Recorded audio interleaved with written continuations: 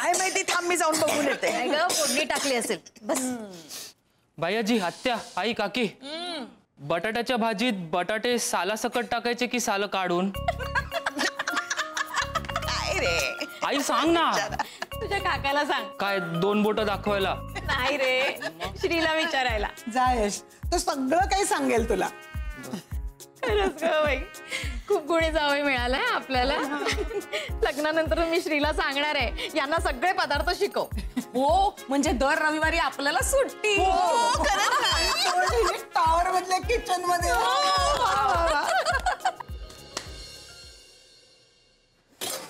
श्री, हे बटाटे सोलून टाकायचे की असेच? टाकूनच द्यायचेत ना, मग कसे पण टाक. काका, भाजीत टाकायचे आहेत. येस, सोलून टाकायचं. हो ना? मग तुझ्याकडे वेळ आहे तर दे ना सोलून. सॉरी हा, मी नाही काही मदत करू शकत. अरे, इथे प्रत्येकानं आपलं प्रेम स्वतः व्यक्त करायचंय, त्यामुळे मी याच्यात काहीही करू शकत नाही. मी नुपूरसाठी छान पिझ्झा तयार केलेला आहे. तिला भूक लागली की मी तो तिला बेक करून देईन. All the best. चालू दे. चला. मी पण नको नको नको, तुम्ही करा करा. All the best.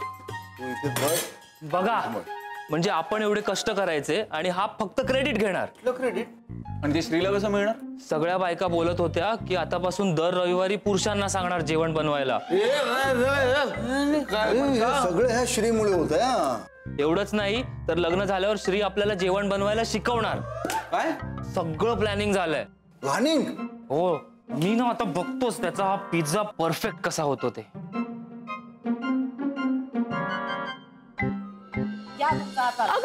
तुमचा हात झाला, मी म्हणाले होते ना. मग त्या मी पकडते तुमचा हात. पकड. बघितलं ना, वंशांची प्रार्थना फळाला आली.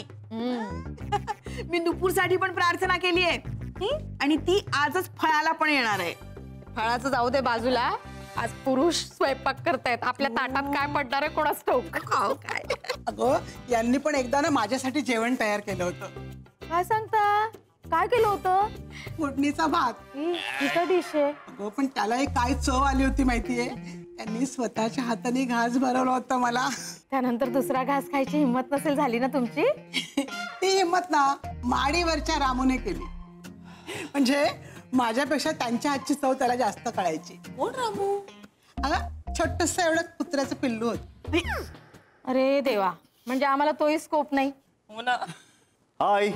अरे झालं का स्वयंपाक? चला चला, मी पानं घेते. ए बस, आज आपण आराम करायचा आहे. अगं बाई, हो, मी विसरलेच. स्वयंपाक तयार नाहीये, त्या सगळ्यांनी ना खूप गोंधळ घालून ठेवलाय. जाम पसारा केलाय आणि मला पसारा काही मान्य नाहीये. त्यामुळे मी माझ्या पिझ्झाची तयारी केली आणि बाहेर निघून आलो. खूपच फास्ट दिसतेस तू. ये ना, बस ना आमच्या बरोबर पत्ते खेळायला. बस ना. काय खेळताय? 5-3-2. रमी खेळूया? अगं विशू, आम्ही पण रोज दोघांशी रमी खेळायचो. मामांजींनी बरेच खेळ रंगवलेले दिसत आहेत. अगं ए, हळू. टेकूला धक्का लागला असता ना. लक्ष कुठं तुझं? अहो वहिनी, ते दूध ठेवलंय ना, गोंधळलेच मी. शैलावंश गेल्यात किचन मध्ये, त्या बघतील दुधाचं. अरे हो, वंश आहेत नाही का, म्हणजे दुधाचं सगळं चांगलं होईल. हेच आहे की आणखी काही आहे मनात तुझ्या? नाही, काही नाही वहिनी. हे बघ विजू, तू किती नाही म्हंटलस ना तरी कळतं ग मला तुझ्या चेहऱ्यावरून. आईचं मन आहे तुझं. सगळं चांगलं होईल, सगळं चांगलं होईल असं तू म्हणत जरी असलीस तरी लेकीबद्दलची हुरूर वाटणारच ना ग तुला. हो वहिनी, नक्कूची खूप काळजी वाटते मला.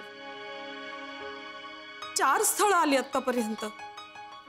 आत्ता लग्न ठरेल, आत्ता लग्न ठरेल करता करता काही ना काहीतरी मध्ये येतच. आणि आज तर अपेक्षा भंग लिहिलाय. वहिनी, आज काही झालं तर नक्कू सावरू नाही शकणार स्वतःला. ए रेडाबाई, असं नाही बोलायचं. हा, आपण आहोत ना तिच्या पाठी. मला ना या नीरजचा राग येतो.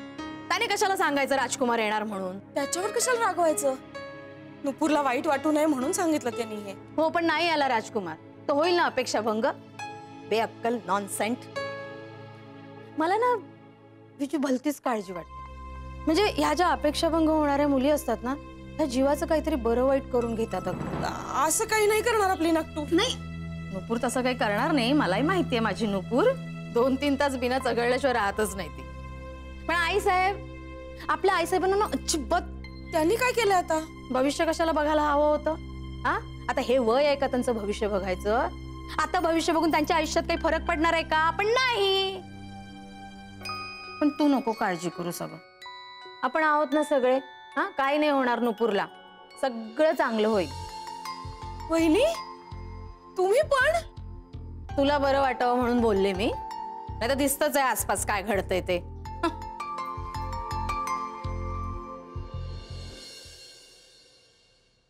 अहो, चहा घ्या बरं. इकडे बघा जरा.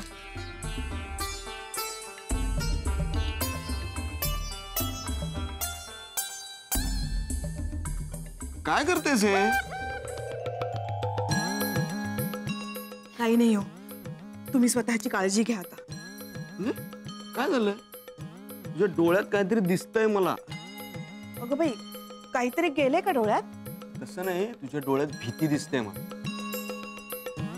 काय झालंय मला सांगशील का? खरं सांगू का, आज ना तुमच्या भविष्यात अपघात आहे. चल चल, असं काही नसतं ग. हो असतं. आज आईसाहेबांच्या नशिबात काहीतरी वेगळं खाण्याचा योग होता. आज त्यांनी उपमा खाल्ला. ते घरातले कांदे नाही तर पोहे संपले असतील म्हणून त्यांच्या नशिबात उपमा आला. पण आला ना, म्हणजे पेपर मध्ये लिहिलेलं त्यांचं भविष्य खरं ठरलं ना. बरं, तू आता एवढं सांगतेच आहेस तर घेईन मी स्वतःची काळजी. ठीक आहे. बरं, तू आता एवढा चहा आणलाच आहेस तर 2 बिस्किट आणशील का बुडवायला प्लीज? हो, आणते आणते.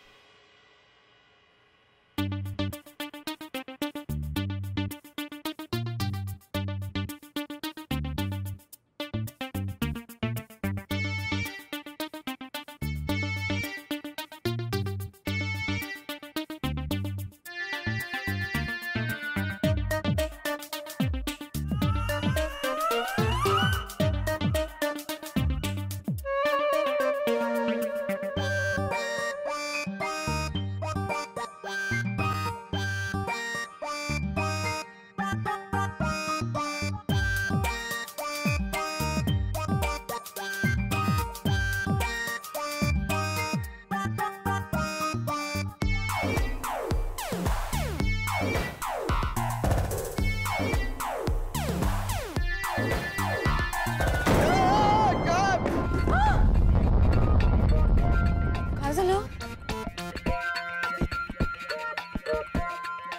माय गुडलीनेस, हे सगळं ना त्या शैलाच्या ओरडण्यामुळे झालंय. नाही, जयंत भाऊजींचा ऍक्सिडेंटल झाला बहुतेक. अगं, मग बघत काय बसलीस?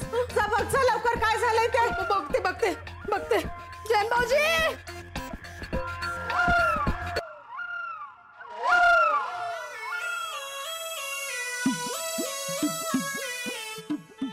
अहो, अहो काय हे? असं कसं पडलात तुम्ही? अगं काही नाही, काही झालेलं नाही. ठीक आहे, सगळं ओके. अहो काय ओके आहे? केवढा मोठा आवाज झाला. बघू डोक्याला कुठे लागले का? अहो, काय हे? पण झालं तरी काय? अगं बघ ना, यांना चहा दिला, बिस्किट आणायला म्हणून खाली गेले तरी इथे असं सगळं झालेलं. नशीब मी वेळेत आले. उठा, बसा इथं. अगं, इथे काय बसवते? दुसरीकडे बसायची वेळ झाली आहे माझी. ए पण आत्या, ही फ्रेम भिंतीवरून निसटून खाली कशी आली? आणि ही बाटली नाही, म्हणजे या 2 गोष्टींचा काय संबंध आहे ना? योगायोग, योगायोग. काय? नाही नाही, म्हणजे मला सांग, तू बाटली आणि फ्रेम असं कॉम्बिनेशन कधी पाहिलंस का? हा, मग तो योगायोग म्हणायला पाहिजे. काय झालं ओरडायला? अहो बघा ना, यांना बिस्किट आणायला म्हणून मी गेले, आले तर हे इथं असं पडले होते खाली. Oh my God, way fall. He tube मिळेल का मेडिकल मध्ये? मी बाईसाहेबांना बोलवून आणते. जाईला. हा तेच. तुम्ही आमच्या नक्टूला बघायला आलाय? तुम्ही लाडानी जायला नक्टू म्हणता का?